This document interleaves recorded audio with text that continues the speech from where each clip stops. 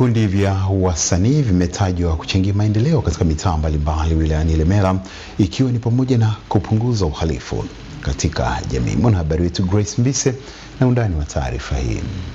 Kundi la Jamhuri lenye maskani yake katika kata ya Buswelu wilaya Ilemela mkoani Mwanza linajumuisha wasanii mbalimbali kama vile waigizaji pamoja na wanamuziki.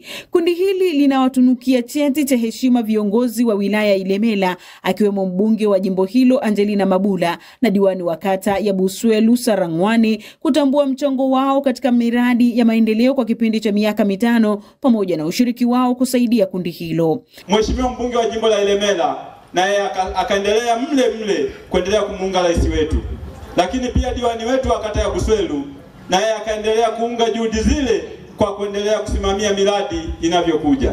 Mwakilishi wa mbunge wa jimbo la Ilemela katika hafla hiyo Zwena Swede anaeleza vijana wengi walioajiriwa katika kundi hilo kusaidia kupunguza uhalifu katika jamii. Tumepata vijana katika grupu letu kutoka sehemu mbalimbali kutoka jimbo la Ilemela ambao tunapunguza yale matukio ya kiuhalifu kwenye mitaa yetu. Kwa hiyo niwaombe msikate tamaa. Mkurugenzi wa kundi la Jamhuri Abrahamani Omari anaeleza mpango wake kuhakikisha vipaji vinaibuliwa na kuendelezwa kupitia kundi hilo.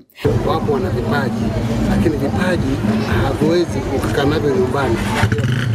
Kwa hiyo wapo waliokuja na vipaji, ambao wana vipaji mbalimbali na tofauti, na tunategemea zao hili litazaa vipaji vingi. Mwenyekiti wa mtaa wa Busenga Poswai ameeleza kundi hilo kuchangia maendeleo katika mtaa wake, huku makamu mwenyekiti wa kundi la Jamhuri Michael Manumbo akieleza namna sanaa ilivyoinua maisha yao.